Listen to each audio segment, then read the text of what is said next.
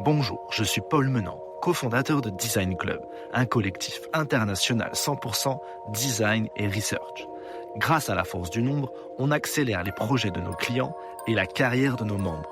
Je t'encourage à nous découvrir sur notre site designclub.global.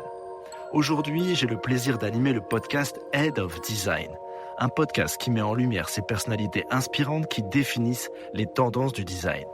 Vous découvrirez leur parcours, savoir-faire et les convictions qui les animent, tout en partageant leurs bonnes pratiques et recommandations. Enfin, si tu apprécies notre démarche et ce podcast, tu peux nous supporter en donnant ton avis 5 étoiles et t'abonner à l'émission pour suivre nos prochains épisodes sur ta plateforme d'écoute préférée. L'expérience podcast est incroyable et vous êtes de plus en plus nombreux à nous suivre et je vous en remercie. Allez, c'est parti. Vous avez laissé votre manteau au vestiaire ? Bienvenue dans le club.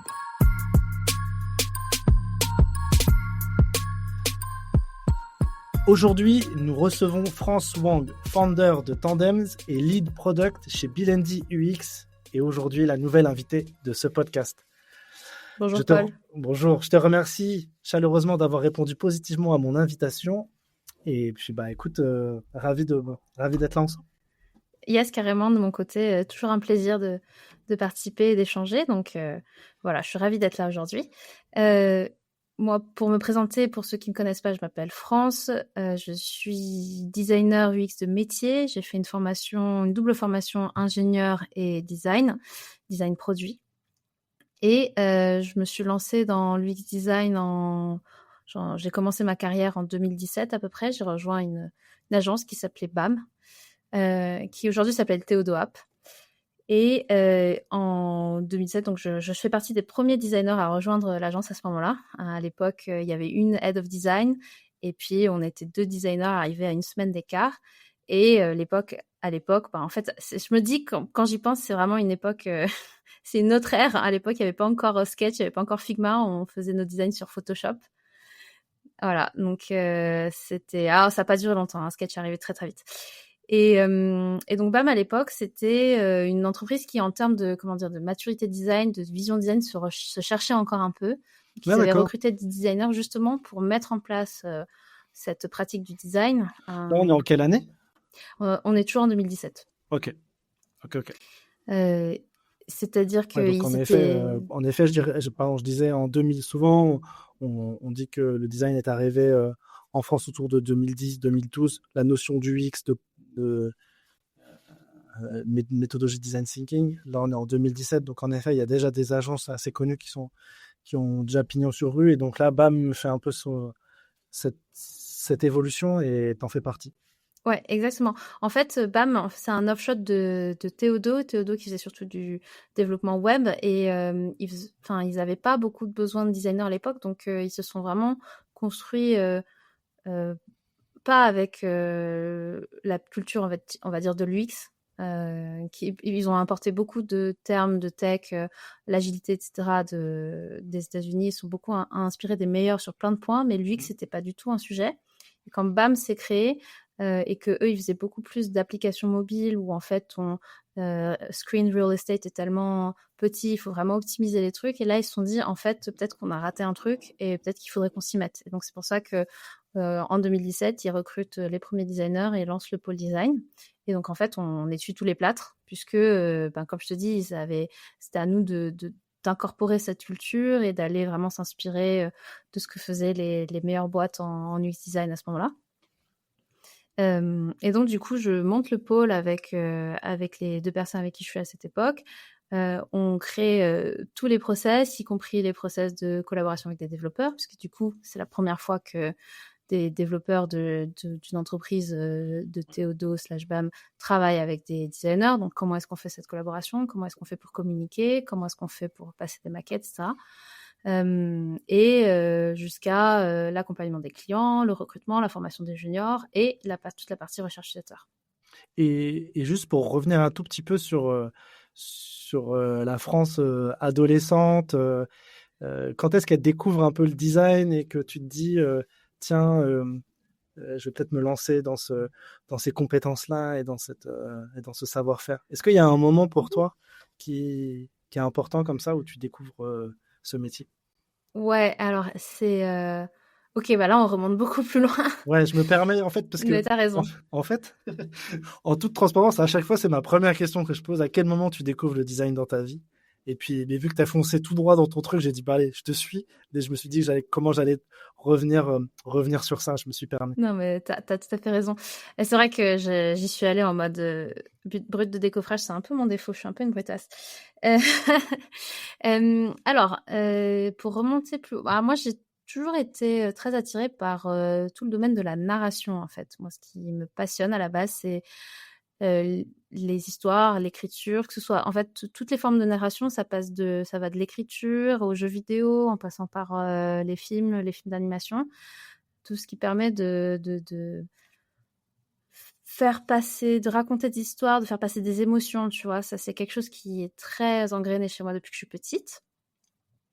Et, euh, Et et en ensuite, fait, ouais, ouais, ouais. en fait, comme j'avais des bonnes notes, j'ai fait la voie royale, donc tu vois, je fais prépa, école d'ingé, tout ce que tu veux. Et dans mon école d'ingé, j'étais un peu en train de me faire à l'idée que j'allais devenir consultante, parce que voilà, c'était un peu la débouchée de toutes les personnes qui faisaient mon école. Donc j'étais un peu en train de me faire à l'idée que j'allais devenir consultante et je voulais faire un double diplôme à l'international. Donc je regarde tous les doubles diplômes et là je découvre qu'il y a un double diplôme avec une école de design. Et en fait, comme je m'intéressais aussi au dessin, j'ai fait beaucoup de dessins. Pareil, tout ça dans un peu cette notion de c'est quoi, comment est-ce qu'on fait passer des émotions, comment est-ce qu'on narre des histoires, etc. Bah alors du coup, design, dessin, tout ça, ça m'a paru me parler, tu vois. Alors je savais pas trop ce que c'était que le design à l'époque. Donc je vais aux portes ouvertes de l'école, c'est l'ENSI Les Ateliers, donc c'est une école de design industriel. Et donc je découvre de tout. Aux portes ouvertes, ils montrent un peu les projets des élèves. Il y a de l'objet, donc des chaises, des lampes, des couverts, mais il y a aussi de la scénographie, il y a du design de service, il y a il n'y a pas de design thinking, pas le design thinking, c'est vraiment une branche très différente qui vient des États-Unis, qui est pas issue de la même culture du design, on va dire, que le reste. Mais voilà, il y a de la photographie, il y a de tout. C'est vraiment une école de design généraliste où en fait tous les domaines de la créativité peuvent être abordés et sont de potentiels débouchés. Et du coup, en fait, je me dis, mais c'est exactement ce que je veux faire. Je veux devenir designer. Et donc, du coup, je me lance dans dans ce double diplôme avec une école de design, alors qu'à la base, je voulais aller à l'étranger. Mais donc justement, tu arrives à faire, enfin, tu as à la fois une formation d'ingénieur et à la fois une formation de designer. Et Exactement. ok, et tu as réussi à allier les deux. J'imagine que deux écoles aussi, c'est fait pour. Et voilà, mais Bon, après, je te passe un comment peu ça les se... détails. Ouais, C'était encore le début du double diplôme. Il y a eu pas mal de choses qui se passaient pas exactement comme vous voulez. On était un peu schizophrène, on était un peu écartelés entre les deux formations. Donc, c'était quand même pas facile.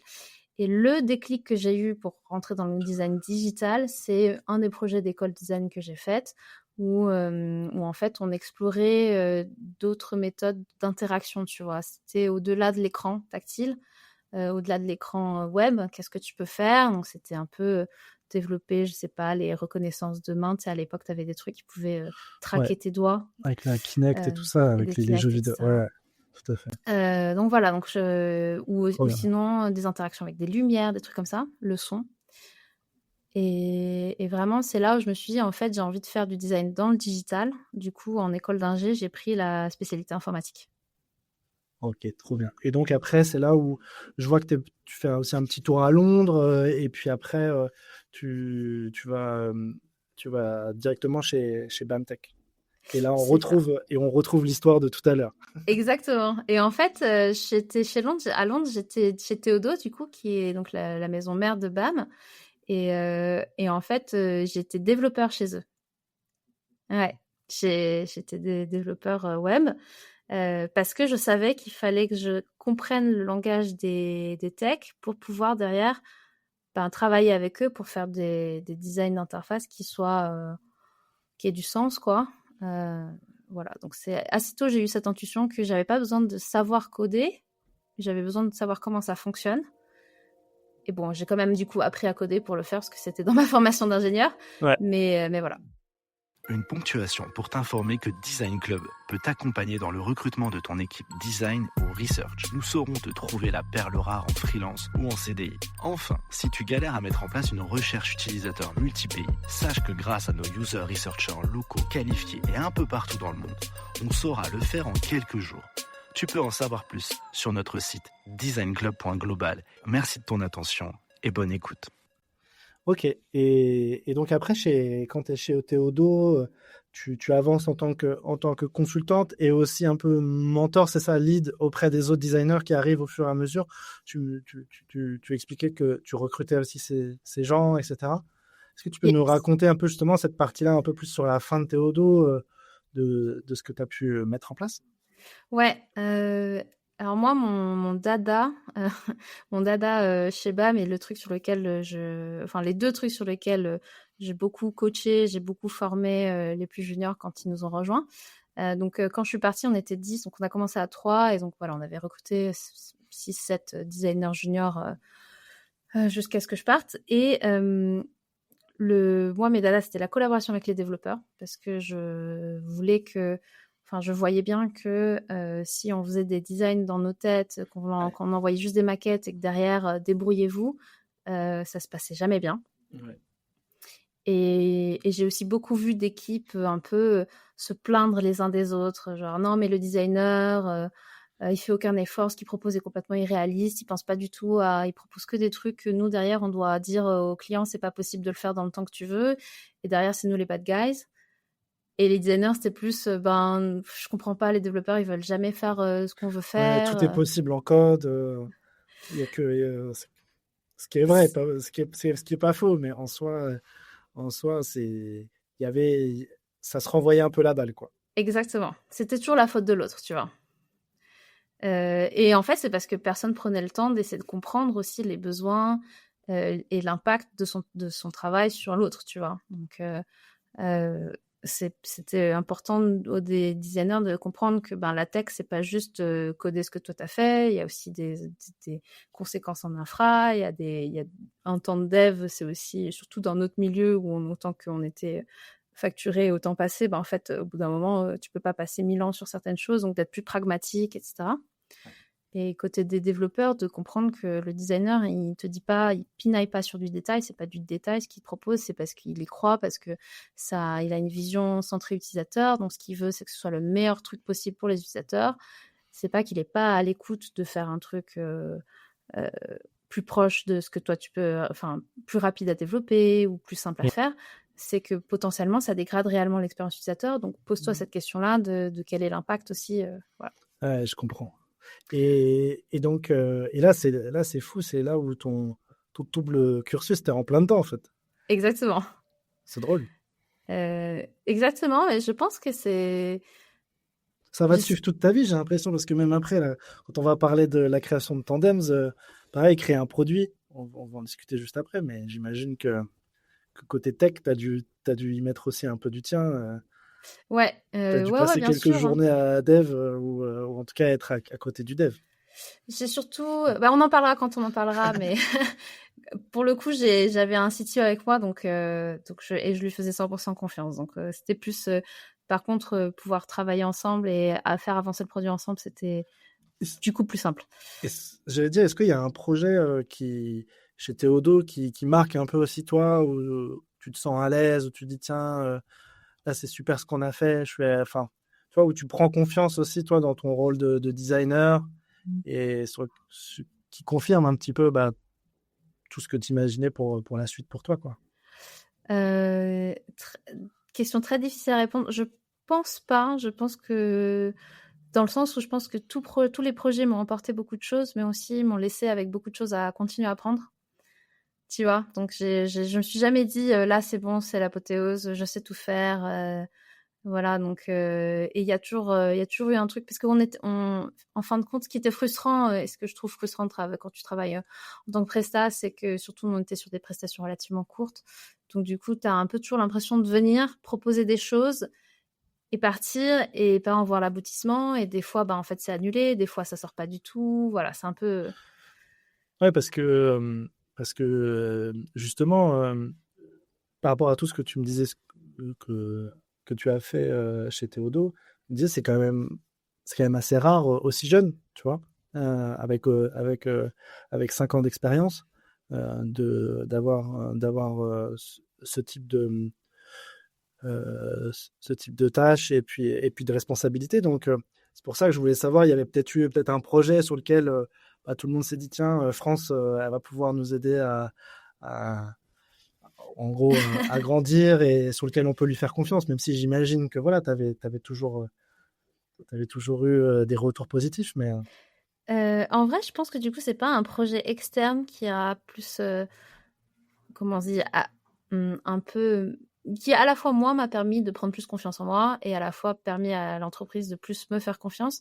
C'est plus chez Théodobam, on avait des trucs qui s'appellent des Kaizen, donc c'est des moments d'amélioration continue de l'équipe. Et moi, j'avais vraiment pris à bras le corps plusieurs sujets, la collaboration avec les devs, les design systems, etc. Et le fait qu'à chaque fois, j'ai réussi à un peu euh, créer un process et faire que tout le monde adhère au process et voir l'impact, pas que sur mes projets, mais aussi sur les projets des autres, de la création de ces process, du fait que ça leur a vraiment simplifié la vie, etc. Je pense que c'est beaucoup ça qui m'a permis aussi trop bien. de faire ce que Ouais, j'ai ouais, pu faire. de faire ta place. Et donc, là, on parle beaucoup de design, d'organisation, de tech. Là, on a presque pas parlé de recherche. Et Ouais. pour autant, Tandems, on en discutera juste après, c'est le cas. Est-ce que, est-ce que justement, quel est toi ton rapport à la recherche utilisateur? Quand est-ce que tu découvres vraiment ça? Et j'ai l'impression que c'est vers ça que tu te tournes au final. Exactement. Alors, déjà, je vais expliquer pourquoi je me suis tournée vers ça.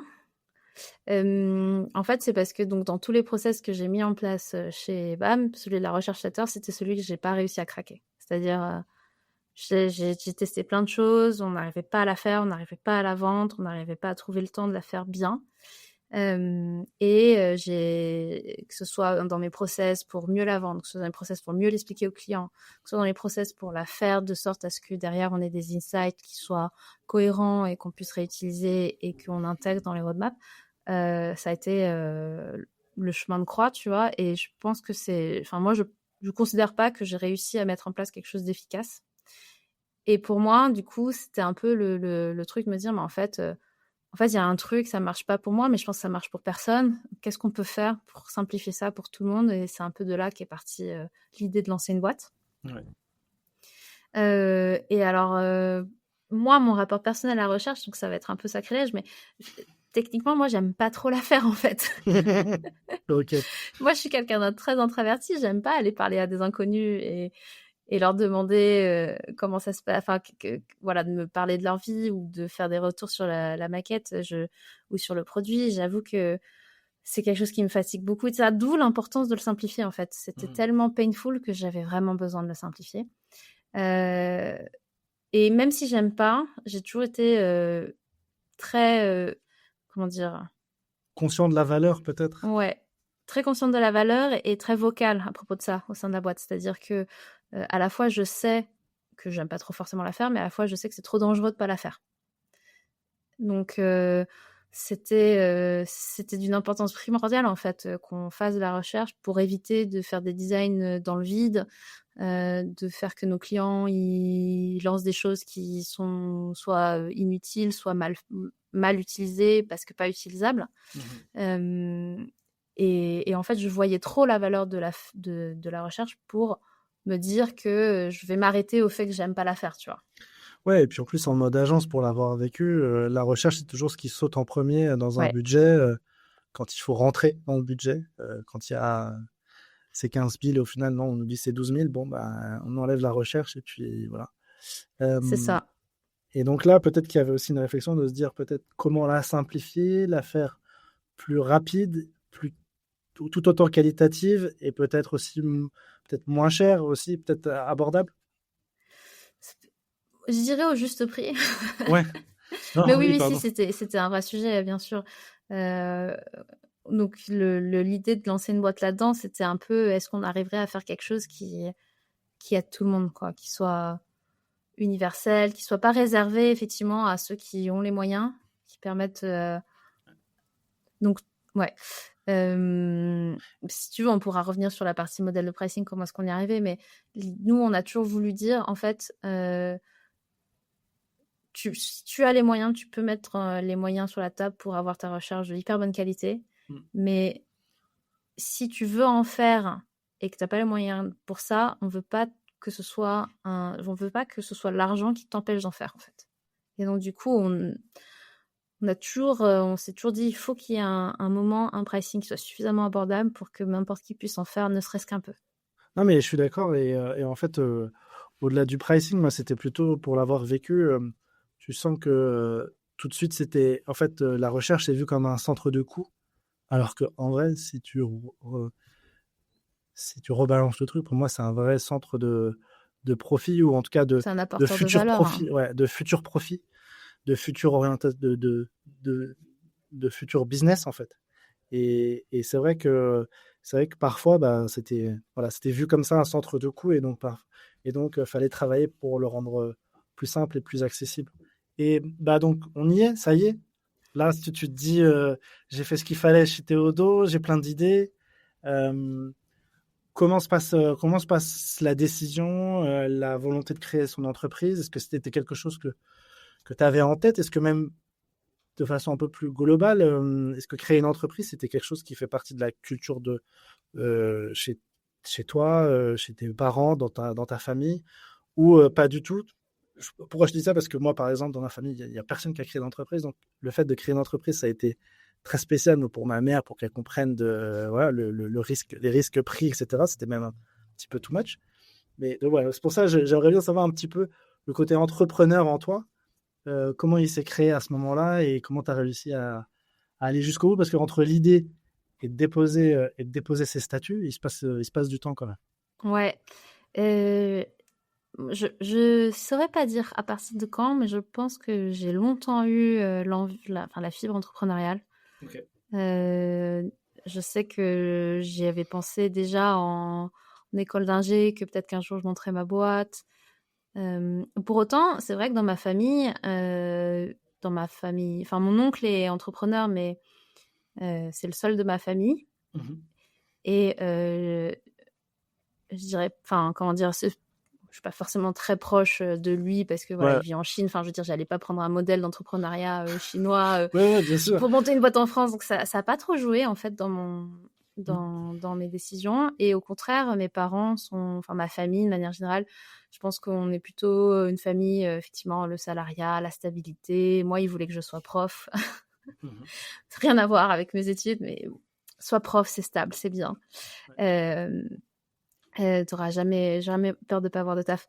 Donc moi, je suis beaucoup construit. Enfin, je sais pas si je me suis construit à l'opposé de ça, mais en tout cas, ça a jamais été quelque chose qui a résonné en toi, en tout cas.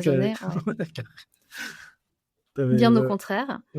Déjà, en fait, au sortir d'école d'ingé, une pote d'école avait lancé en entrepreneuriat, un projet entrepreneurial, un projet commun qu'on avait fait toutes les deux avec une troisième personne. Et donc, quand je suis sortie d'école de design, elle m'a invitée à la rejoindre. Donc, j'ai un peu goûté à l'entrepreneuriat à ce moment-là. Ok.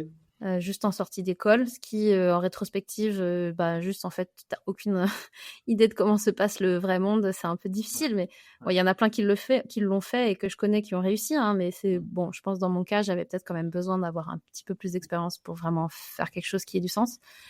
Et ensuite, il faut aussi savoir que Théodo, c'est une entreprise qui a une culture de l'entrepreneuriat très forte, puisque la promesse, quand ils t'embauchent, c'est au bout de 3 ans, tu pourras monter ta boîte au sein de l'écosystème Théodo.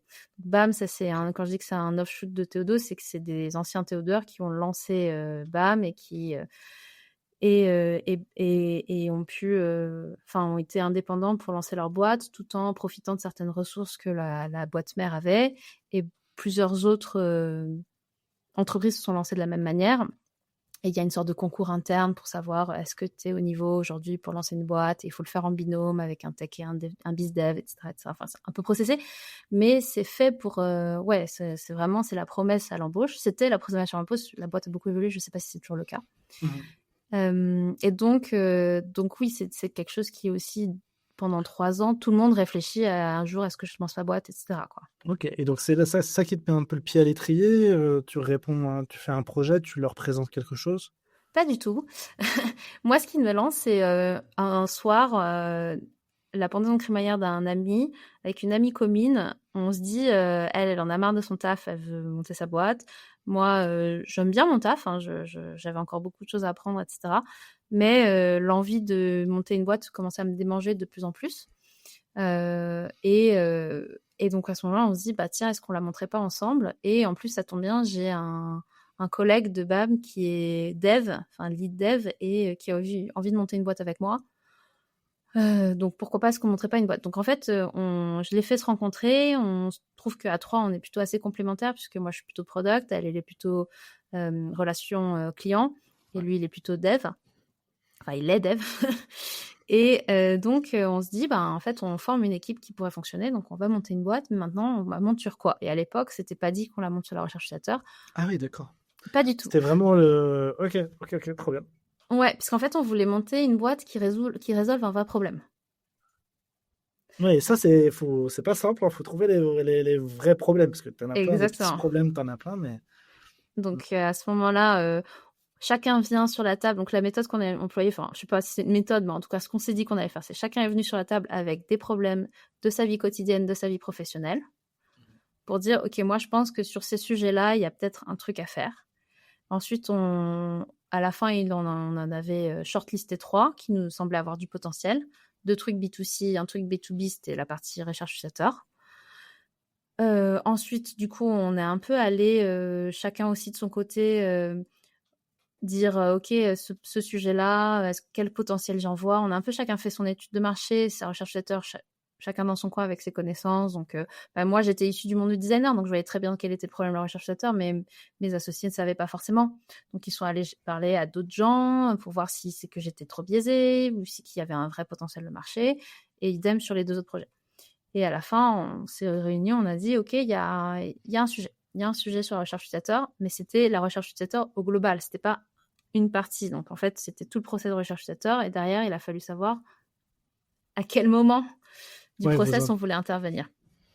Ok, et ça, c'est fou parce que faut garder un petit peu la motivation entre chacun pour rester dans le projet. Tu sais, entre le moment où dans une soirée, on se dit, tiens, si on monte une boîte et tout le monde est ok, et puis le temps que ça se fasse et le temps qu'on réfléchisse et qu'on se projette, voilà, il peut y avoir des gens qui restent un peu sur le côté au fur et à mesure.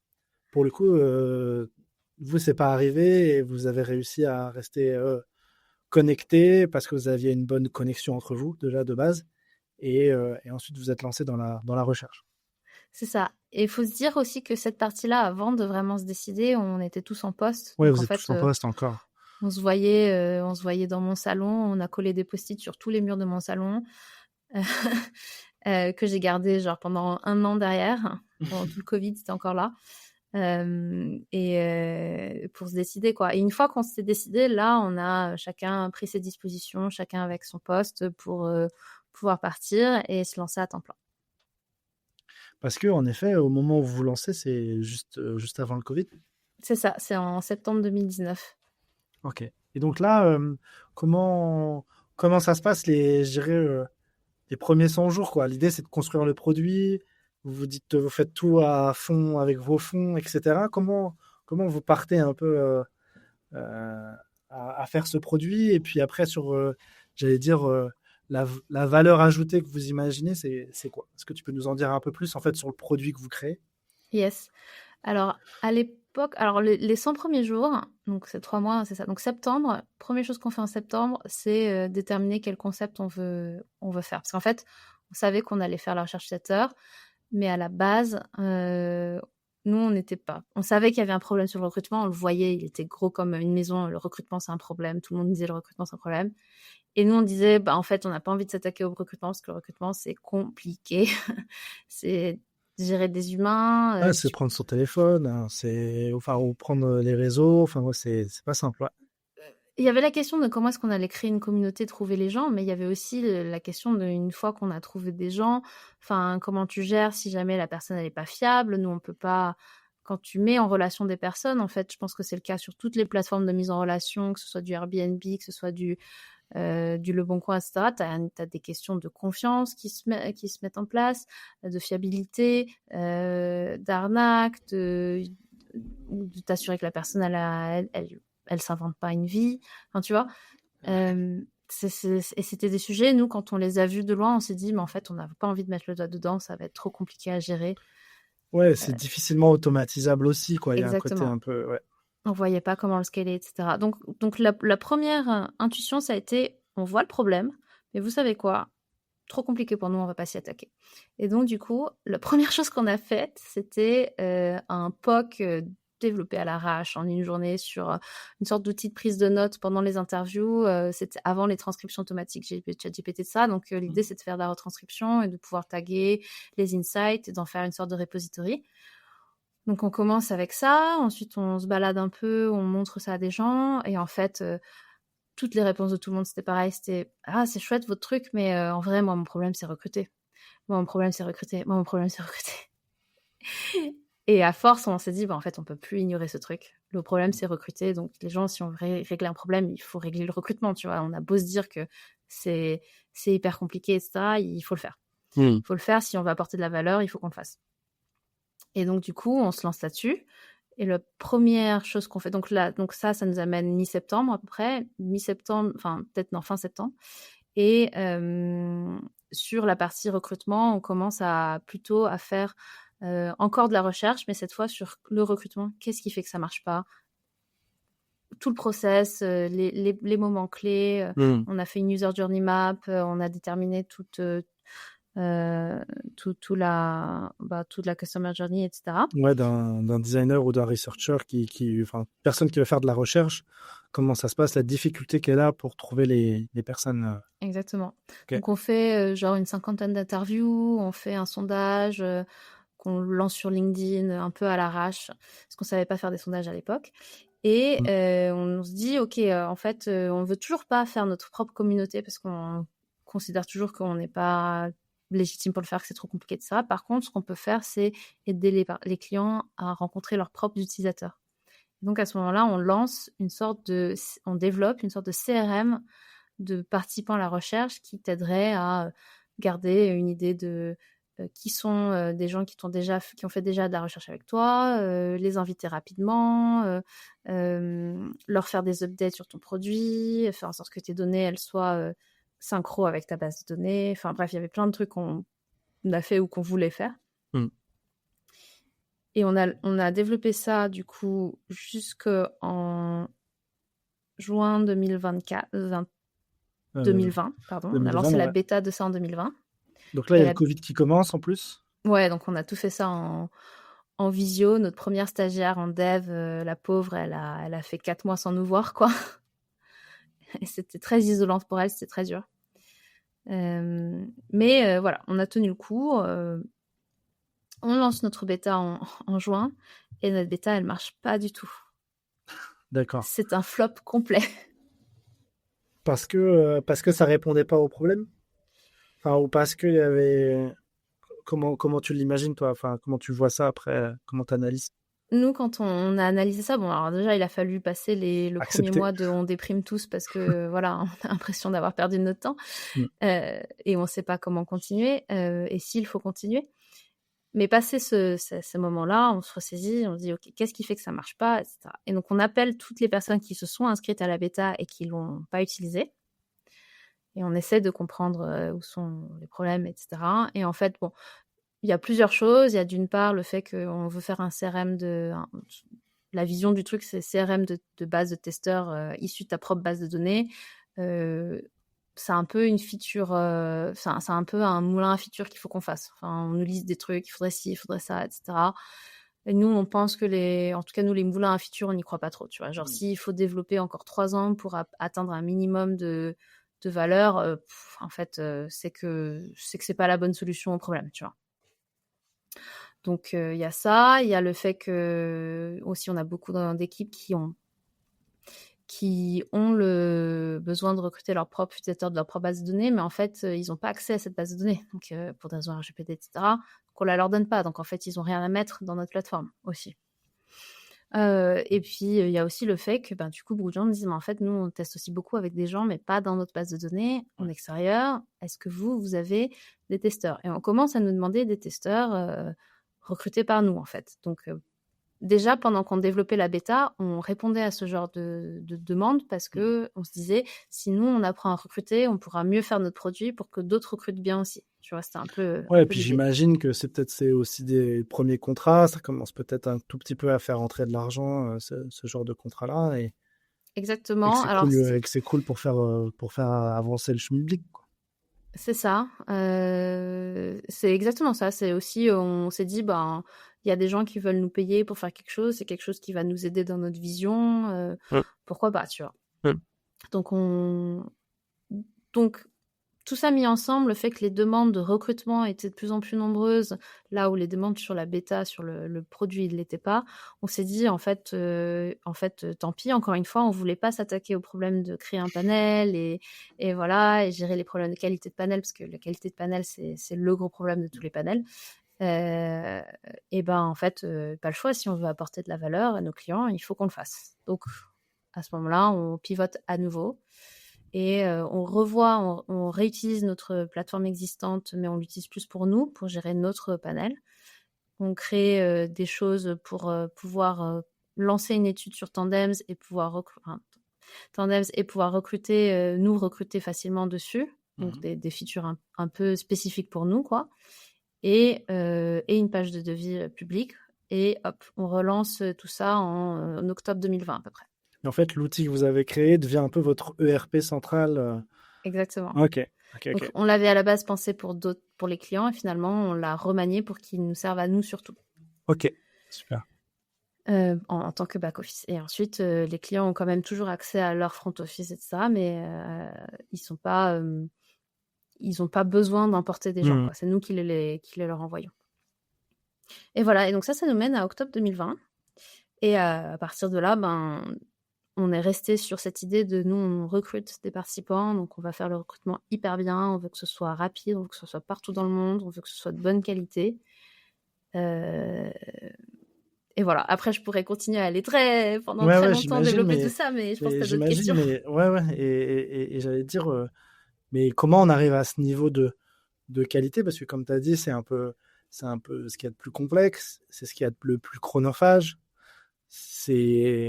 et puis en plus tu me dis à l'international, etc. Donc est-ce que c'est France qui prend son téléphone et qui appelle au Brésil pour avoir des utilisateurs brésiliens qui utilisent Internet, par exemple? Enfin voilà, comment vous faites, par exemple, pour réussir à un peu scaler, parce qu'on avait un peu cette question-là au tout début. Ouais, et effectivement, le truc qui nous a fait dire potentiellement on peut... Alors il y a deux choses qui nous ont débloqués. Il y a une chose, c'est un peu un concours de circonstances, c'est qu'il faut se dire qu'avant le Covid, la majorité de la recherche utilisateur en qualitatif, elle se fait en présentiel. Et le Covid a tout changé sur les habitudes là-dessus. C'est vrai que c'est fou. Je suis d'accord, il y avait beaucoup de locations de salles, et maintenant ça se fait presque plus, quoi. Ça se fait beaucoup moins. Et dis-toi que c'est au point où au début, quand on commence à se dire il va falloir penser à faire un panel, etc. Donc c'était avant qu'on se décide de partir sur le truc du CRM, on hésitait encore à se lancer dans la partie recrutement. On se disait, les gens, de quoi ils ont besoin? Ils ont besoin d'une salle. Qu'est-ce qu'on va devenir? Est-ce qu'on va devenir un annuaire de salles à louer? Est-ce que ça nous motive de faire ça, tu vois? Ouais, bien sûr. Tellement c'était fort dans le process, en fait. C'était un moment clé de ta customer journey, le moment où tu trouves et tu loues une salle. Et après, derrière, tu trouves les gens pour rentrer dans la salle avec toi.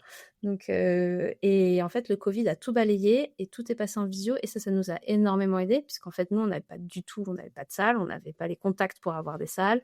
C'était un sujet qui vous intéressait pas? Ouais. Enfin, en tout cas, c'était un sujet annexe, quoi. Ça aurait... Ok. C'est sûr. On s'était dit, au pire, si un jour on réussit, on lancera nos propres salles qu'on gère nous-mêmes. Tu vois? Ouais, c'est vrai. Et en fait, avec le Covid, en fait, tout le monde est passé en visio et ça nous aidait, mais tellement. Ça nous a simplifié la vie. La visio, tu peux générer des liens de visio à la volée. T'as pas besoin de faire des devis pour savoir si la salle elle est dispo. Enfin, tu vois. Ouais, bien sûr. Donc ça, c'est le premier truc qui nous a pas mal débloqué. Et ça, c'est clairement un concours de circonstances, c'est de la chance. Le deuxième truc, c'est qu'on s'est dit, pour construire un panel, on va aller où là les gens sont et où là on peut déjà les cibler. Et donc à ce moment-là, on s'est dit, pourquoi pas détourner la force de ciblage des réseaux sociaux, donc des Facebook Ads et des Instagram Ads et Google Ads, qui sont capables d'aller montrer une pub à des gens d'un tel âge, qui vivent tel lieu, qui ont tel intérêt. Et en fait, détourner ça et leur dire plutôt que de leur dire viens acheter des chaussures ou viens télécharger cette app, leur dire viens tester ça, quoi. Ouais. Ok, super. Ouais, et en effet, toute la partie social network aussi, j'imagine que c'était assez disruptif par rapport peut-être à d'autres concurrents que vous aviez. La réalité, c'est que je pense que beaucoup de concurrents le faisaient, mais que c'est pas ce qu'ils marketaient. Ils marketaient leur taille de panel parce qu'ils l'avaient déjà construite. Mais nous, en fait, on s'est très vite dit, plutôt que de marketer un panel inexistant, autant être hyper cash avec nos clients et dire, écoute, nous, on va aller chercher sur les réseaux sociaux. Ton audience cible sur les réseaux sociaux, c'est tant de millions. Donc, avec un taux de conversion de X, on devrait quand même trouver. Et en plus, l'autre avantage, c'est que, et on le savait, les panels, il y a un sujet sur sollicitation des panels, etc. Donc, au moins avec les réseaux sociaux, normalement, on tombait que sur des gens, globalement, sur des gens lambda, quoi. Assez neuf, ouais, c'est ok, ouais. Et ensuite, toutes ces personnes qui avaient déjà fait une étude, puisque en fait, en soi, ça nous coûtait de l'argent de les recruter, on leur demandait s'ils étaient intéressés pour continuer à faire des études après. Donc, et là, on les rentrait dans notre panel et c'est comme ça qu'on a construit notre panel, c'est-à-dire uniquement en recrutant pour des études ad hoc. Alors qu'il y a beaucoup de panels qui se construisent, tu sais, en recrutant pour le panel. Ils disent inscris-toi au panel et tu pourras tester des produits. Tu t'inscris et après, on t'envoie des propositions de tests. Et nous, c'était plutôt inscris-toi pour tester ce truc-là. Et si ça t'intéresse, tu pourras faire d'autres tests plus tard ou pas si tu veux pas. C'est pas grave. Une dernière ponctuation pour t'informer que toi aussi, en tant que designer ou researcher, tu peux devenir membre du Design Club pour accélérer ta carrière et avoir accès à des opportunités uniques. Tu peux en savoir plus sur notre site designclub.global et via les liens en description de l'épisode. Merci de ton attention et bonne écoute. Et donc, c'est comme ça que, voilà, que là, le produit Tandem et son business model il est validé et ça commence à fonctionner, ça commence à prendre. Est-ce que justement tu peux nous expliquer un peu cette partie-là? Est-ce qu'il y a d'autres features qui font que ça améliore aussi l'envie des gens de travailler avec vous? Est-ce que tu peux nous parler de OK, là vous avez trouvé et maintenant vers où on va, quoi? Ouais. Donc nous, il y a eu longtemps où on s'est posé la question de est-ce qu'on voulait être rentrer est-ce qu'on voulait être une plateforme de recherche tout intégrée, donc qui fait le recrutement mais qui fait aussi tout le reste, ou est-ce qu'on veut être la meilleure plateforme de recrutement possible? Ça a été de longues heures de débat entre cofondateurs, parce que après, et puis aussi quand tu es cofondateur, quand moi je mets ma casquette cofondateur, j'essaie de garder au max ma casquette user-centric, mais en fait c'est difficile parce qu'en fait ce que tu dois réfléchir, c'est pas juste tes utilisateurs, tes clients ou tes participants, c'est demain si tu veux me faire une levée de fonds, qu'est-ce que les gens regardent. À l'époque, les gens regardaient si tu étais un SaaS ou pas, tu vois. Et donc nous, le business model SaaS, on l'a testé sur du recrutement pur et on a trouvé ça hyper dur à justifier, hyper dur à vendre. Donc en fait, si on veut devenir un SaaS, il faut qu'on fasse des features qui sont un peu... Tu viens pour les features, parce qu'en fait, tu viens sur la plateforme pour les participants aujourd'hui. Juste que nous, on a fait un truc qui fait que tu peux le faire tout seul, t'as pas besoin de passer par un devis, 3 allers-retours avec des commerciaux, etc. Ouais. Tu lances, tu vois si ça marche, si ça marche pas, c'est rapide, c'est simple, etc. C'est un peu là où on dépoussière un peu la partie recrutement. Ouais. Mais derrière, personne ne vient sur la plateforme pour le plaisir de venir sur la plateforme, tu vois. Ouais, alors que si on était un SaaS, il faudrait qu'on ait quelques features qui soient 100% qu'elles fonctionnent tout ça standalone, tu vois, genre cette feature, on est prêt à payer X euros par mois pour y avoir accès à volonté. Ouais, tout à fait. Et ça, c'était des choses sur lesquelles vous aviez testé, mais que vous n'aviez pas nécessairement vu d'intérêt du marché, et vraiment, et même vous étiez peut-être pas très à l'aise avec ça. Sur la partie SaaS, Ouais. Pendant longtemps, on s'est cherché en tant que SaaS. Jusqu'à ce qu'un jour, on se dise, mais en fait, il faut qu'on arrête, on n'est juste pas un SaaS. En fait, si on veut devenir un SaaS, justement, il faut construire toutes ces features en plus et du coup, rentrer en concurrence directe avec Maze, avec user testing, etc. Est-ce que c'est quelque chose que nous, on veut faire? Est-ce qu'on va pas juste disperser nos efforts alors qu'on est une équipe de 3?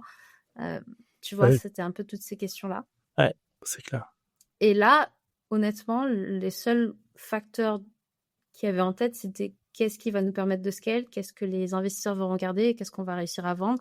On était beaucoup moins sur une vision, tu vois, plus user-centric. Même si je pense que ça devait quand même être en arrière-plan quelque part, parce qu'en fait, on pourrait aussi se dire on veut faire le moulin à features, hop, c'est parti, on lance 1 million de features toutes un peu faites moyennement, et puis et puis on voit celle qui prend, quoi. On voit celle qui prend. Ouais, bien sûr. Et pour le coup, la vision un peu trop VC centrée ou justement levée de fonds centrée, ça, tu trouves que ça vous a pas trop aidé ou à vous orienter vers ce sur quoi vous deviez aller? En vrai, nous, les levées de fonds, ça a été assez difficile dans le sens où quand tu es une startup et que tu parles à un fonds, globalement, surtout quand tu n'es pas connu, ils regardent, ils font une liste de checklist et puis tu rentres dans les cases ou pas, tu vois. Donc nous, ils hésitaient à nous mettre entre SaaS et Marketplace. On n'était ni l'un ni l'autre, mais tu sais, en fonction de si tu es un SaaS ou tu es une Marketplace, ils ne regardent pas du tout les mêmes KPIs et tu n'as pas du tout les mêmes seuils sur lesquels ils disent startup à potentiel ou startup sans potentiel, tu vois. Okay. Donc, en vrai, je pense que quelque part, c'était... Dans l'idéal, c'est... Comment dire? Se construire pour faire plaisir à un VC, c'est pas top. Enfin, c'est pas quelque chose que je recommande. Oui, j'imagine. Clairement. Oui, bien sûr.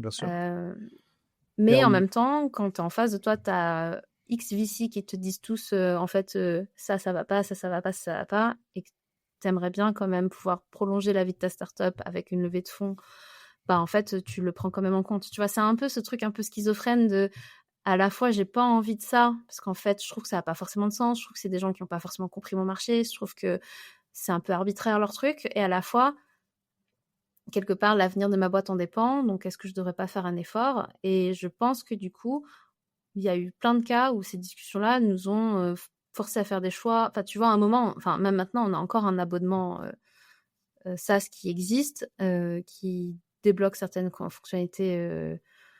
fonctionnalités avancées de la plateforme. Le problème, c'est que c'est venu au détriment de la clarté de notre business model, tu vois.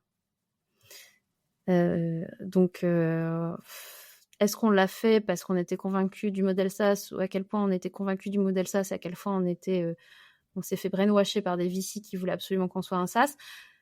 Même maintenant, je saurais plus te dire, tu vois. Ouais, bien sûr. Et justement, ça, ce passage-là, moi, ça m'intéresse de savoir un peu comment ça se passe, l'arrivée dans les découvertes des VC, des levées de fonds, etc. C'est des moments qui sont, en tout cas de ce que j'entends, de ce que je comprends, c'est des moments qui sont stressants, qui remettent en question beaucoup de choses en tant que fondateur. Vous, comment ça a été vécu? Et puis j'imagine que par contre, quand on en trouve un et qui nous fait confiance, et qui peut-être nous donne accès à des choses intéressantes, ben c'est aussi un second souffle, quoi. Nous, ce qu'il faut savoir, c'est qu'on n'a jamais fait la levée de fonds, finalisé une levée de fonds avec un VC. Okay.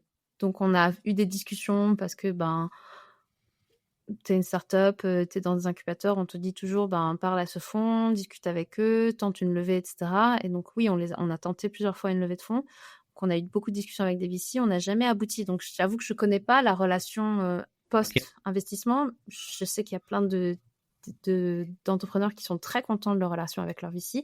Je pense qu'aussi, il y a quelque chose de ça, tu vois. Genre, quand tu feeds vraiment avec un VC, peut-être qu'il sort un peu de sa checklist, il te fait confiance aussi en tant que personne, en tant qu'entrepreneur, et derrière, tu as peut-être une relation privilégiée, Et peut-être que nous, ce qui s'est passé, c'est qu'on n'a jamais eu ce fit hyper fort, tu vois. Donc peut-être aussi c'est pour ça Et au qu'on a un final, peu c'est l'impression. peut-être un mal pour un bien et que vous êtes.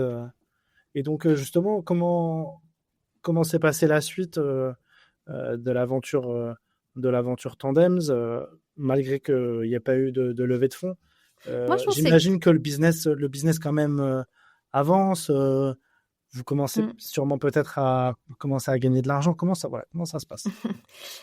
Alors, donc, clairement, c'est un mal pour un bien, je suis d'accord, parce que je pense que bon, une des raisons pour laquelle on n'a pas pu lever de fonds, c'est parce que c'était vraiment le moment type de la levée de fonds sur le marché, c'était 2023-2024, c'était en France, Ouais. ça se passait, enfin dans le monde, ça se passait mal sur la levée de fonds, mais en France, ça se passait vraiment mal. Crise de la tech, tout ce que tu veux.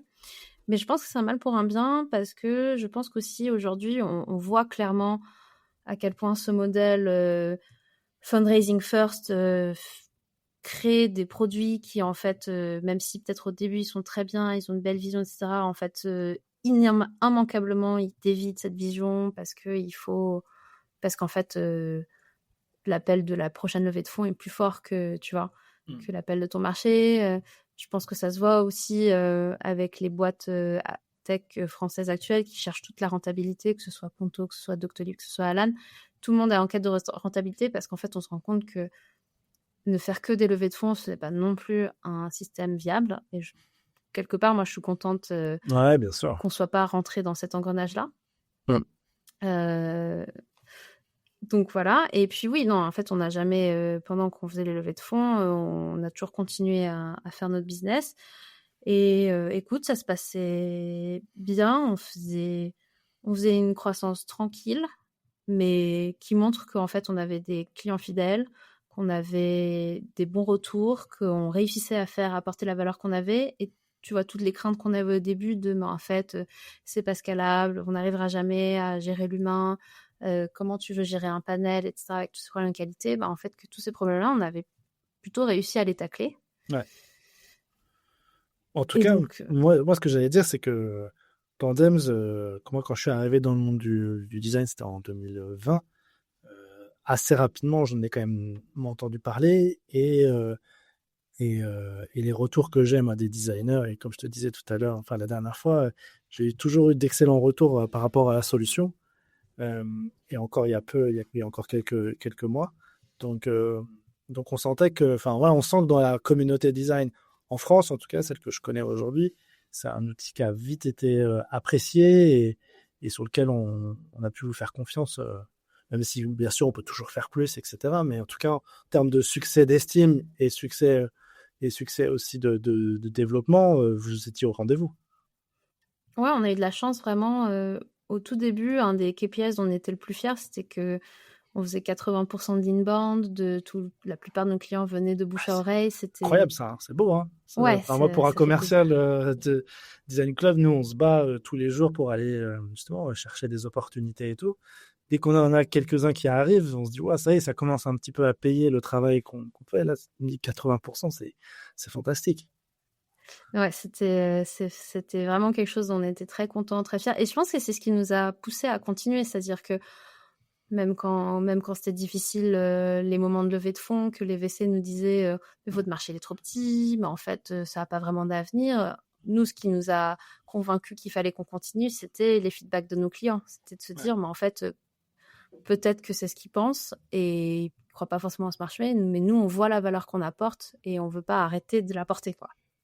Trop bien. Donc quand vous avez des entreprises que vous aimez bien, n'hésitez pas à leur dire, ça donne toujours de l'énergie aux fondateurs et de continuer, quoi, de pousser. C'est ce qui pousse les founders à continuer. Ouais, parce que parfois tu te dis, mais en fait, il n'y a pas de marché, ça n'a pas de sens.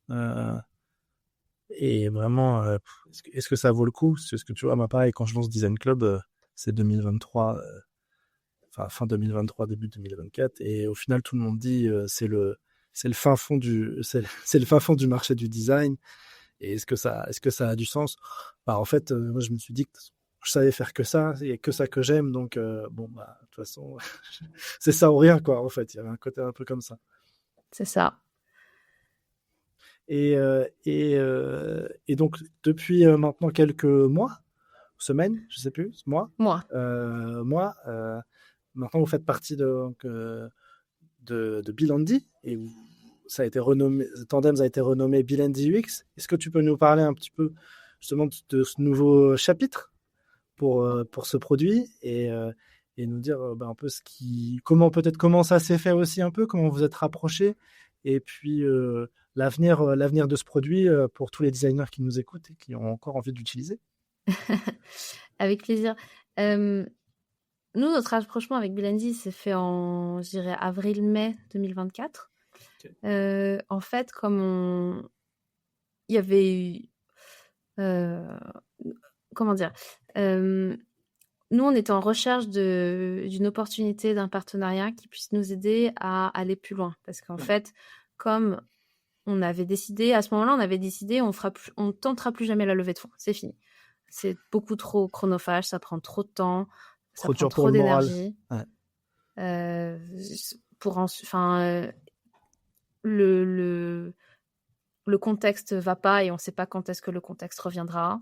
De base, on n'est pas le marché le plus sexy ou le plus compris, quoi. Tu vois, la recherche utilisateur, c'est niche, hein, il faut se le dire. Oui, bien sûr. C'est à la fois niche, à la fois hyper important, mais voilà, tels sont les faits. Donc, on avait décidé qu'on ne ferait plus jamais de levée de fonds, mais par contre, avec la croissance qu'on faisait à l'époque, pour vraiment continuer à délivrer de la valeur sans stagner, c'était aussi difficile, tu vois. Donc, en fait, pas le choix, il faut trouver le bon partenariat. Et à ce moment-là, on rencontre Bill&D et eux, c'est vraiment pas du tout une boîte de la Startup Nation. C'est une entreprise française qui a 25 ans, qui s'est construite d'une façon très différente de Tandems, qui fait des études de marché, enfin du panel à grande échelle, pour des sondages à grande échelle, pour de la market research. C'est à la fois, enfin, c'est vraiment une boîte très différente, mais c'est aussi une boîte très complémentaire parce que les méthodes de market research et les méthodes du X research sont similaires parce que nous, on fait pas de quanti à grande échelle et eux en font, mais eux font pas de quali parce qu'ils trouvent que ils ont pas trouvé le moyen de scaler le quali sans que ça devienne trop de travail humain et donc du coup comme ça reste une boîte qui veut investir dans du scalable, ils ne voyaient pas comment faire scaler le quali. Et nous, on leur a montré un modèle où ils trouvent qu'on montre que le quali peut être automatisé. Ils sont sur un marché qu'on ne connaît pas. On est sur un marché qu'ils ne connaissent pas. C'est intéressant. Mais en termes de clients, un peu plus, ils étaient sur des gros corporates, des gros décideurs. Ils sont surtout sur des instituts d'études. Des instituts, d'accord, ok. IFOP, Ipsos, c'est la majorité de leur clientèle. Et sinon, les grandes universités, ils font beaucoup de recherche académique, tu vois. Donc, il y a aussi un peu cette expertise-là de l'étude à grande échelle qu'on n'a pas forcément, qui nous intéressait. Et donc, même si on est sur des marchés séparés, on est quand même sur des marchés qui se connaissent de loin, tu vois. Eux, ils s'étaient intéressés plusieurs fois, plusieurs années différentes sur c'est quoi le marché de UX Research, est-ce que nous, en tant que market researcher, on serait légitime pour y entrer, etc. Et nous, quand on s'était lancé, on s'était aussi beaucoup posé la question de... En vrai, on sait que les market researchers, ils font du quali, ils font des interviews, ils font des focus group, ils font pas des tests U, ils le font pas pour les mêmes raisons. Mais tu vois, les méthodes sont similaires, donc est-ce qu'on pourrait pas aller leur présenter notre plateforme et leur faire utiliser? Et en fait, des deux côtés, on s'était toujours dit, vraiment, même si on voit le potentiel... c'est pas du tout les mêmes personnes, c'est pas du tout les mêmes vocabulaires, c'est pas du tout la même culture, on se voyait pas y aller, tu vois. Et donc avec ce rapprochement, on se sent beaucoup plus capable d'y aller, eux comme nous. Et donc ça, c'était vraiment une rencontre qui nous s'est dit, mais là, il y a un partenariat qui a du sens, tu vois. Ouais, et puis j'imagine que vous avez accès aussi peut-être aux forces commerciales. Alors, peut-être pas tout de suite, mais vous avez accès aux forces commerciales. Ils investissent peut-être avec une force commerciale chez vous et parce qu'on sait que c'est quand même des coûts qui sont importants, des coûts humains qui sont très importants. Donc, parfois, investir dedans, si on ne sait pas si on va avoir un retour sur investissement, c'est compliqué. Là, pour le coup, avec Bill&D, vous avez aussi tout cet accompagnement où vous avez peut-être des frais structure ou des frais d'entreprise pour grossir que vous partagez avec eux. C'est un peu ça l'idée aussi. Complètement, c'est aussi grâce à leur investissement qu'on a pu recruter sur des postes où on pouvait pas recruter avant. On a pu investir sur certains éléments marketing sur lesquels on pouvait pas investir avant. Il y a clairement de ce côté-là aussi un effet d'échelle duquel on peut profiter parce que on rejoint une équipe de 600 personnes, tu vois, donc quelque part. Et donc là, maintenant, le produit, ça s'appelle BND UX. Et toi, tu es en charge du produit, tu es la lead product. Donc, comment va se passer la suite? Quels sont justement par rapport à tous ces investissements? Est-ce que tu as des petits secrets à nous donner sur le produit? Est-ce que ça va devenir? Oh là là. Qu'est-ce que j'ai le droit de dire? Qu'est-ce que j'ai pas le droit de dire? Je sais pas. Alors, c'est toi qui décides ça. Le premier truc qu'il faut se dire, c'est qu'en fait, même si on a rejoint une beaucoup plus grosse entreprise qui peut nous aider sur plein de sujets, là, on a de la chance, c'est qu'on est quand même encore une équipe assez autonome. Donc, on fonctionne un peu encore comme... En fait, pour l'instant, on a encore un fonctionnement où on a les avantages de la startup accompagnés des avantages du grand groupe, tu vois. Et donc, ce qui fait que, typiquement, maintenant, effectivement, je suis passée plutôt product, là où j'étais CPO avant, quand c'était encore ma boîte, CPO de 3 personnes. En fait, aujourd'hui, je continue quand même beaucoup de tâches qui sont plutôt encore des tâches de co-founder, tu vois. Je continue, j'ai encore beaucoup de clients dont je m'occupe personnellement, je fais encore beaucoup de marketing, les yeux encore sur les chiffres. Tu vois. Ouais, exactement. Ouais, tout ça n'a pas changé et je pense que ça changera pas tout de suite. Et petit à petit, je commence un peu plus déléguer certaines de mes tâches à des gens qui rejoignent l'équipe. Et donc, tout ça pour dire que la partie product, je suis encore en train de petit à petit la reprendre. Ouais. C'est pas encore complètement revenu dans mes mains et donc c'est encore beaucoup je fais en conjointement avec mon CTO. On a toujours une approche très symbiotique avec mon CTO. Donc, trop bien. Donc quand je peux pas, il s'en occupe. Mais j'imagine que les ambitions sur le produit, tu dois avoir des trucs où tu te dis, si on arrive à faire ça, ça va nous faire passer un step. Est-ce que, bon, tu vas pas nous dire lesquels, sûrement, mais tu vois, je me dis, est-ce que, j'imagine que vous pensez à ça et vous voyez plein de belles choses arriver, quoi. Yes. Alors vraiment, pour la première fois depuis je pense 6 mois, on a pu dépoussiérer notre vieille roadmap pour y apporter des nouveautés, pour la reprioriser, pour vraiment se relancer dedans. Et ça, c'est hyper chouette parce qu'en vrai, il y a plein de trucs qu'on sait qu'on veut faire et qu'on a envie d'apporter à nos clients, des choses qui vont simplifier le management de certains profils que tu veux recruter pour que tu aies toujours les bons quotas, que tu aies les bons personas, etc. S'assurer de ces trucs-là. Notamment pour la partie quanti, parce qu'en fait, ce qui est sûr, c'est maintenant qu'on a rejoint un groupe plus gros avec un plus gros panel et des compétences en quanti qu'on n'avait pas avant. En fait, aujourd'hui, avant, on faisait des sondages, on faisait quoi, 50, 100 personnes. Maintenant, on peut faire beaucoup plus. Et ça permet de débloquer des choses, tu vois, parce qu'en fait, moi, j'adore le Quali, hein, je serais toujours... j'ai un peu ce love-hate relationship, tu vois, où à la fois j'adore et à la fois, me faites pas parler à des gens que je connais pas. Mais je sais qu'il y a un gros besoin en quanti. Et donc ça, c'est quelque chose qu'on va pouvoir faire et faire mieux qu'avant. Faire plus et faire mieux. Et puis après, l'autre truc qui est très... enthousiasmant pour nous, c'est que côté Bilendi, ils ont pas mal de technologies qui sont développées, que ce soit des technologies d'IA, des technologies de conversationnelles, etc. Et on n'a qu'une envie, c'est de pouvoir commencer à travailler avec eux pour un peu voir comment est-ce que ça peut apporter de la valeur à nos clients, mais avec vraiment cette envie de garder la vue là-dessus. C'est-à-dire moi, je suis pas pour dire on fait des features d'IA pour faire des features d'IA. Si on en fait, c'est parce qu'elles apportent de la valeur. C'est parce qu'elles ont un intérêt, tu vois. Non, mais ça, je suis 100% d'accord. Ok, si tu peux nous éviter ça, France, ce sera magnifique. En plus, l'IA, c'est tellement, des fois, un jour, ça va être oui, l'autre jour, ça va être oui, mais, et puis dans 3 jours, ça va être oui, mais peut-être que, et non, en final. Des fois, tellement compliqué à gérer et à s'assurer des réponses que ouais, si tu peux nous éviter ça, c'est super. Et donc, trop bien en fait. Donc là, c'est un nouvel élan. C'est vrai que quand tu me dis, on a dépoussiéré la roadmap, ça doit être super enthousiasmant de se dire ça. On repart sur un nouveau truc et Ouais. sur un produit encore plus sympa. Et c'est vrai que nous, on imagine sûrement beaucoup en tant qu'utilisateur l'outil, mais j'imagine que c'est plutôt même le back-office et comment faire encore un peu plus de volume tout en gardant la qualité. C'est peut-être ça un peu la problème, enfin voilà, le sujet auquel vous allez vous atteler principalement, plus que peut-être les interfaces chez nous utilisateurs qui vont évoluer. C'est presque l'inverse, mais parce qu'en Ah fait, on d'accord. a passé beaucoup de temps sur la dernière année avant de rejoindre Bilendi.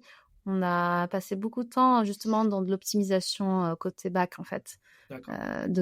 Donc c'est je pense que en fait, on s'est beaucoup concentré là-dessus et donc ça fait longtemps qu'on n'a pas fait évoluer la partie client et donc justement au contraire, on aimerait bien plus la faire évoluer là.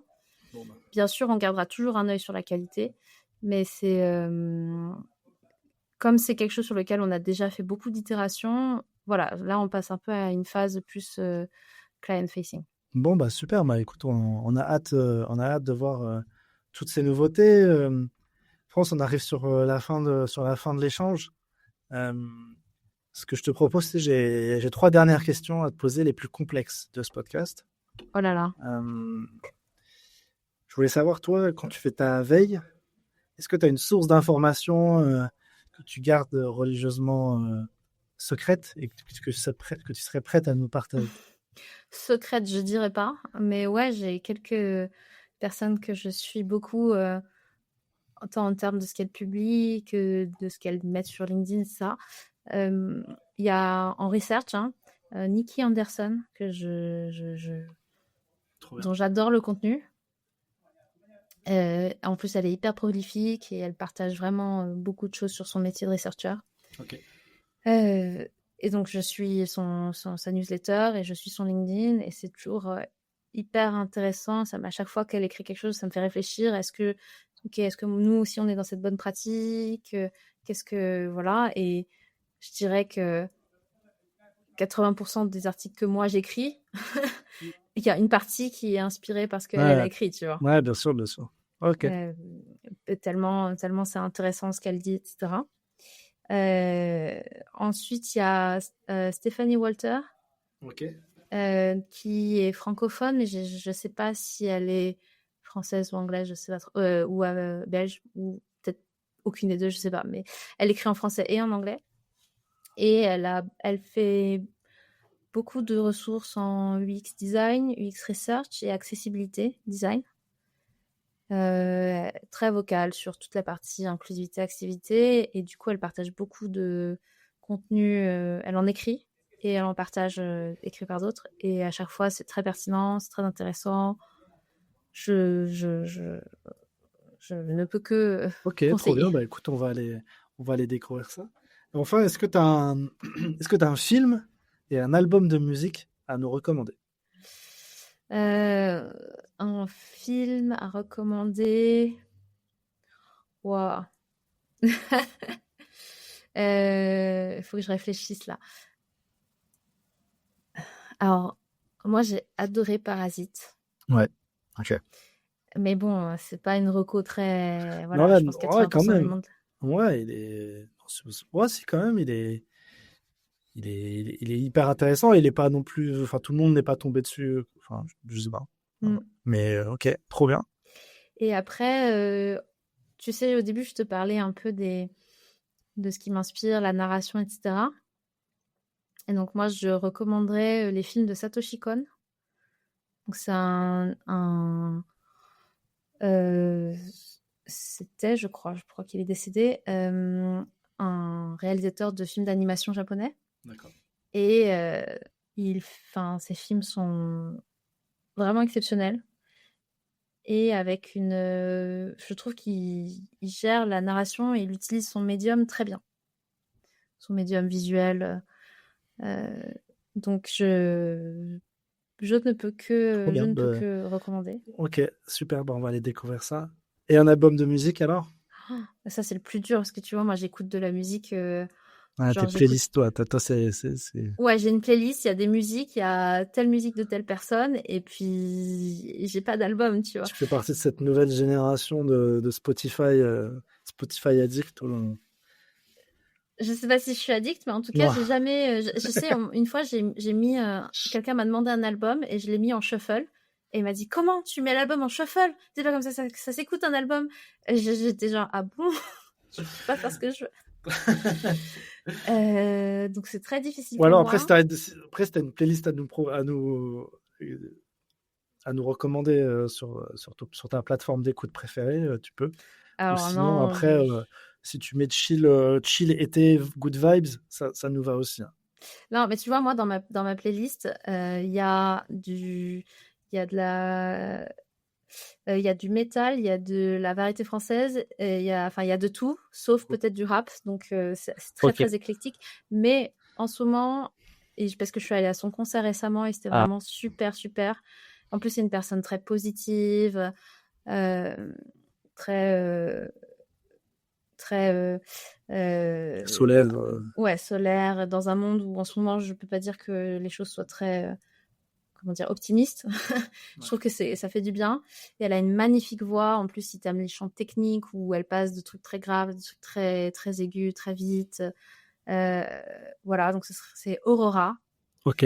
Et j'aime beaucoup tout ce qu'elle fait. Trop bien. Mais Bah, je connais pas, je vais aller découvrir ça. bah voilà. J'espère que ça te plaira. Merci France, merci de nous avoir raconté ton histoire, de nous avoir narré ton histoire. Merci Paul, j'espère que c'était intéressant.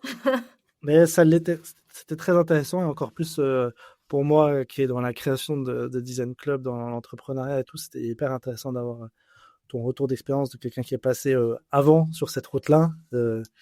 Donc c'est trop bien, même si c'est totalement différent, des produits différents, mais c'était super d'avoir ça. Et puis aussi de se dire que moi, ce que j'aime beaucoup avec ce podcast, l'idée, c'est d'expliquer qu'il y a plein de parcours possibles autour du design, dont l'entrepreneuriat et puis dans la spécialisation autour de la research, par exemple. Mais tu vois, moi, je pense que les designers ont d'excellentes qualités pour devenir entrepreneurs, en fait. Bien sûr. Et il faut pas se... Enfin, si vous avez une idée, allez-y, quoi. Ouais, je suis d'accord. Moi, c'est un truc on pourra peut-être faire un autre podcast dessus, à mon avis, France, mais c'est un truc que je défends beaucoup, c'est le designer entrepreneur. Pour moi, il a toutes les capacités à être entrepreneur, parce que pour créer un produit, pour moi, enfin, créer un produit ou un service, créer quelque chose, la méthodologie de design thinking ou même de Lean UX, bah, c'est juste ce qu'il y a le plus pertinent à faire. Et tu vois, moi, quand j'étais en école de commerce, on ne nous l'a jamais appris. On nous a appris à faire du contrôle de gestion, à faire des plans de vente, etc. Mais par contre, créer une entreprise réellement, au final, je me rends compte que c'est la méthodologie design thinking. Donc après, à part des connaissances commerciales et des compétences peut-être souvent de contrôle de gestion, de comptabilité et tout ça, en vrai, le designer, il a tout ce qu'il faut. Oui. De toute façon, moi, je ne recommande à personne d'entreprendre tout seul. Enfin, je sais qu'il y a des gens qui ils le font très bien. Mais en fait, l'entrepreneuriat, c'est aussi un travail d'équipe. Donc, former une équipe complémentaire. Et pour moi, dans cette équipe complémentaire, un designer, mais ça a tellement de sens, tu vois. Ouais, je suis tout à fait d'accord. Et c'est pour ça que c'est un métier qu'il faut qu'on travaille au maximum pour le faire connaître. Parce que je te dis, moi, il y a encore 4 ans, alors c'était à mon petit niveau, mais je ne le connaissais pas du tout. Et je pense qu'il y a encore plein de métiers et de pans, de secteurs qui n'ont aucune connaissance de ce qu'est le design. Et ça mériterait d'en avoir un peu partout. Moi, je pense que, par exemple, un CEO d'une grande entreprise, il devrait avoir à sa droite un service designer et sûrement, enfin voilà, une équipe design autour de lui pour dire, bah voilà ce qui se passe dans ton entreprise, dans l'organisation, voilà ce qui se passe dans tes produits, là où ça se passe pas bien pour tes clients. Bref, en tout cas, d'avoir un peu cette vision-là de service design, je pense que ce serait un vrai plus pour tous les CEO. Voilà. Je ne peux que être d'accord. Bah, écoute, je pense que on pourra faire un épisode entrepreneuriat et design, avec grand plaisir. Avec plaisir aussi de mon côté. Trop bien. Bah, écoute, France, on continue de se suivre sur les réseaux. Je te souhaite, et on te souhaite, avec tout le podcast Head of Design, le meilleur pour la suite. Et Merci. Et puis voilà, on reste connectés. À bientôt. À bientôt. Merci d'avoir écouté le podcast Head of Design. L'expérience à vos côtés est incroyable et je vous en remercie chaleureusement. Si tu veux aller plus loin, je te laisse m'ajouter sur LinkedIn. Je serai ravi de pouvoir débriefer avec toi des épisodes. Allez, le club ferme ses portes. J'espère que vous avez apprécié le moment et on se revoit très très vite.